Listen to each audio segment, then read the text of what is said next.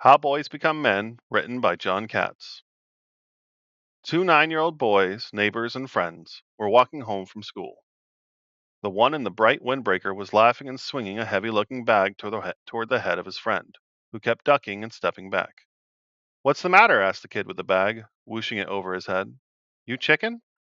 His friend stopped, stood still, and braced himself. The bag slammed into the side of his face, the thump audible all the way across the street where I stood watching. The impact knocked him to the ground, where he lay mildly stunned for a second. Then he struggled up, rubbing the side of his head. "See," he said proudly, "I'm no chicken." No, a chicken would probably have had that sense to get out of the way. This boy was already well on the road to becoming a man, having learned one of the essential ethics of his gender: experience pain rather than show fear. Women tend to see men as a giant problem in need of solution. They tell us that we're remote and uncommunicative, that we need to demonstrate less machismo and more commitment, more humanity.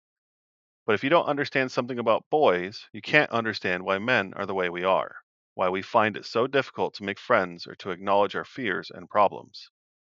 Boys live in a world with its own code of conduct, a set of values of ruthless, unspoken, and unyielding rules. Don't be a goody goody. Never rat. If your parents ask about bruises, shrug. Never admit fear. Ride the roller coaster. Join the fist fight. Do what you have to do. Asking for help is for sissies. Empathy is for nerds. You can help your best buddy under certain circumstances. Everyone else is on his own. Never discuss anything of substance with anybody. Grunt, shrug, dump on teachers, laugh at wimps, talk about comic books. Anything else is risky. Boys are rewarded for throwing hard. Most other activities, reading, befriending girls, or just thinking, are considered weird. And if there's one thing boys don't want to be, it's weird. More than anything else, boys are supposed to learn how to handle themselves. I remember the bitter fifth grade conflict I touched off by elbowing aside a bigger boy named Barry and seizing the cafeteria's last carton of chocolate milk. Teased for getting aced out by a wimp, he had to reclaim his place in the pack. Our fist fight at recess ended with my knees buckling and my lip bleeding while my friends, sympathetic but out of range, watched resignedly. When I got home, my mother took one look at my swollen face and screamed. I wouldn't tell her anything, but when my father got home, I cracked and confessed, pleading with them to do nothing.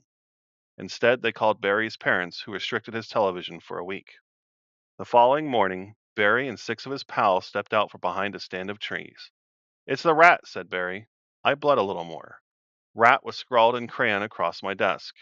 They were waiting for me after school for a number of afternoons to follow. I tried varying my route and avoiding bushes and hedges. It usually didn't work. I was as ashamed for telling as I was frightened. "You did ask for it," said my best friend. "Frontier justice has nothing on boy justice." In panic, I appealed to a cousin who was several years older. He followed me home from school, and when Barry's gang surrounded me, he came barreling toward us. "Stay away from my cousin," he shouted, "or I'll kill you." After they were gone, however, my cousin could barely stop laughing. "You were afraid of them?" he howled. "They barely came up to my waist." Men remember receiving little mercy as boys. Maybe that's why it's sometimes difficult for them to show any. I know lots of men who had happy childhoods, but none who have happy memories of how other boys treated them, says a friend. It's a macho marathon from third grade up, when you start butting each other in the stomach. The thing is, adds another friend, you learn early on to hide what you feel. It's never safe to say, "I'm scared." My girlfriend asks me why I don't talk more about what I'm feeling. I've gotten better at it, but it will never come naturally. You don't need to be a shrink to see how the lessons boys learn affect their behavior as men. Men are being asked more and more to show sensitivity, but they dread the very word. They struggle to build their increasingly uncertain lives, but will deny they're in trouble. They want love, affection, and support, but don't know how to ask for them.